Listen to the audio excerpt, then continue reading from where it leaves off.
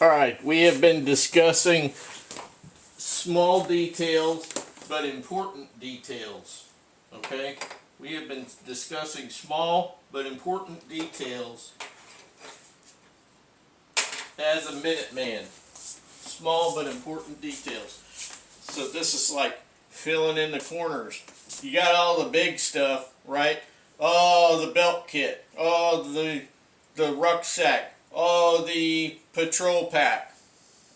Oh, the camouflage.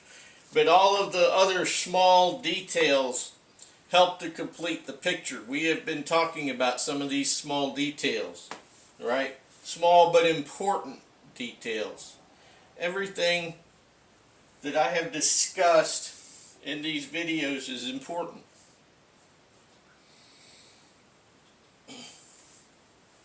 If you don't grasp some of it, go back, rewatch the videos. If you still don't grasp some of it, you can always feel free to just ask me. Alright? Just ask. No dumb questions. We all have to be ready for anything that happens in the world today. I don't even consider going on a vacation. If I could afford to go on vacation, I don't even consider going on vacation because things could hit the fan just about any moment nowadays. You need to be at the homestead. You need to be at the home base, right? Ready to deal with whatever comes our way. Because we got all of this stuff going on not only in the United States but the rest of the world. We got all this stuff going on. And it's going to come to a head. It is not going to end. It's not going to end quietly, right? So, we talked a little bit about having a mask and some gloves because you got to, you got to be invisible. You got to be quiet. Keep yourself alive, right? That's what all that's about, is keeping yourself alive to do what you got to do. Now, what did I want to talk about in this video? Well, I have talked about little details, and when we get out, let's say we establish a patrol base, right? Or,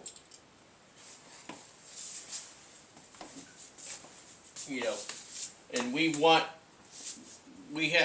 a security, we want an area of security around. We have to think outside the box because your Minuteman isn't going to be able to establish, they're not going to be able to establish a patrol base like a regular force. Regular force is going to move into an area that they believe that is not going to be looked at by the opposing forces, the enemy. Okay, they're going to move into an area and they're going to set up claymores around the area. But first of all, they're going to move into the area and then they will do a reconnaissance of the area around the proposed patrol base. And once they have established that within a certain distance around that patrol base, it should be alright, then they're going to go ahead and they're going to set out their security elements, okay, such as claymore mines, things like that.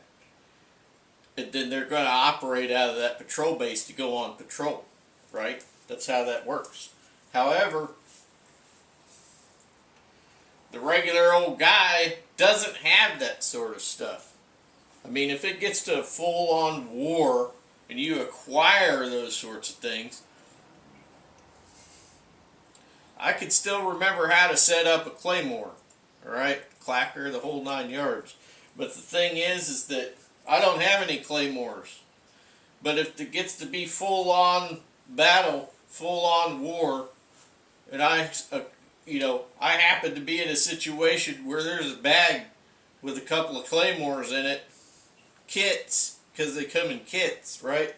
I can acquire that, and I could use that in future situations, right? It's all about acquiring what you need. That's the reason why you always want to have room in your patrol pack for extra. And there's and if there's particular situations where you know that you're going to be getting a lot of stuff, you're going to be acquiring a lot of stuff potentially, that you clear out your rucksack, that you put you some patrol items in the pockets just enough to get you by, and you take that large compartment sack with you, and you get what you can get, right? And all your guys need to do that. You're gonna acquire stuff. So, and if you're a former pilot and you happen to acquire an F-16, woohoo! Bully for you, right? So, but anyway, getting back down to being a little bit more serious. See, I got this little fishing bell here, right? See that? So, you could set up, you don't have tripwires with explosives. You just want something to alert you, right? So you just clip that bell on your tripwire. Put those out in the distance around wherever you are, right? You hold up for the night, or you're holed up for the day, either or, depending on whether you're moving in the day or the night, right? You put this out as a little perimeter alarm.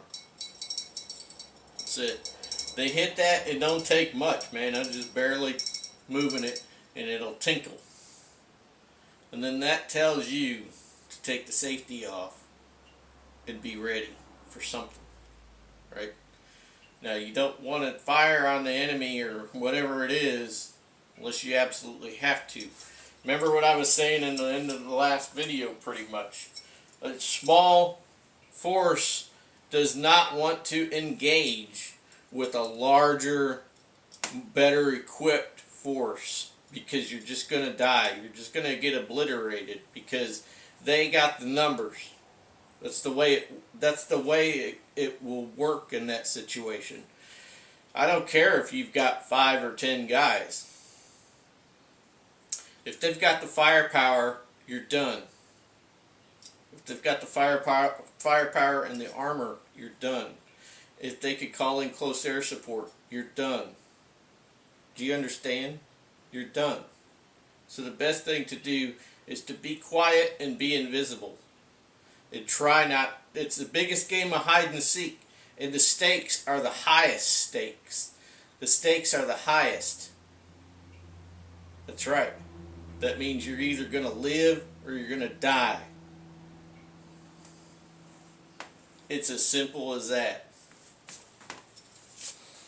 You could do something else that isn't, obviously this is, this tinkles like this, they're going to say, oh, there's a human around here, right? You could set up a trip line to where a pile of rocks gets knocked over, right? You could do that. That sort of thing. Anything you could set out. You could set out branches, okay? Now, wherever you're holed up, obviously, a human, you got to think about this. The average human is going to follow the path of least resistance through the woods. So that means wherever that path of least resistance, a ways out from wherever you are, you could put a bunch of dead branches so that they step on that crap, you hear them. Crack, crack, crack. Now the difference between a human and a deer, for instance, is that a deer moves along often cautiously. One step, another step, another step, and they pause in between their steps. The average human is just walking along. So you have to listen for those cracks to distinguish between animal or human. You always want to assume it's human. Always assume it's human. be ready.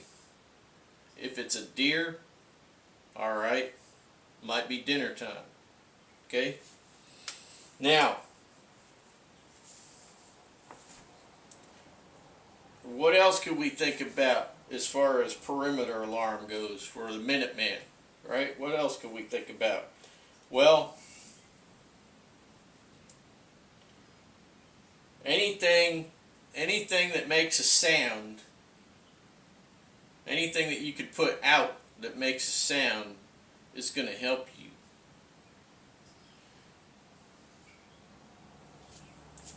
Now something like this is just an idea, right? This is just to get you thinking. It's to get you thinking. But the best thing is not to use anything that's man-made, because then they will automatically associate it with a human, right? But this gets you thinking, right? When something moves and it makes a racket. So you could set up a little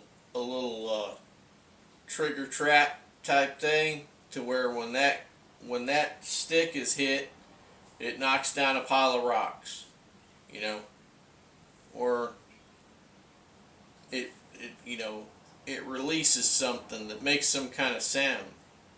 That's what you want. Is you want that heads up. You want that heads up, and you want it to be a long enough heads up to where you can be ready when the threat arrives. Alright? Now, if you're hidey hold up, you do not want to be on the path of least resistance with your hidey hold. You want to be off to the side. You want to be somewhere to where you can ambush, if necessary, somebody coming along. Now, when we ambush somebody, the opposing forces, right? We have to look at it to where it has to be a win. It has to be a win. If it's not going to be a win, then you do not engage. Never engage if it's not going to be a win. If you have a possibility of being overcome, if you're by yourself, it's very rare that you're going to have a win, because generally you're going to have 2 or more men operating, hunter-killers possibly, looking for you, looking for others. You know, you have to look at this. Am I going to win? Is this going to be the outcome that I want in this situation? And you got to make these decisions quickly. On your mind has to be like that. You have to be able to make those decisions quickly. Is this what I want to do? Can I take them? Do I have enough firepower? Do I have enough people? These are the decisions that you have to make. If you are just hidey holed up a little bit somewhere, you're not at a patrol base, but you're just hidey holed up somewhere, and you could tell how many there are. Let's say there are 3 of them, or 5 of them, or 6 of them. Let's say there's 6 of them, and you got 6. You have the advantage already, because they do not know you're there. They do not know where you are. So you just set up a hasty ambush. Okay. And you just take them. Now,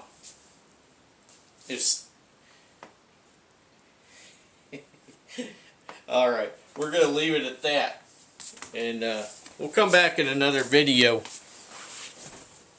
I'll see you there.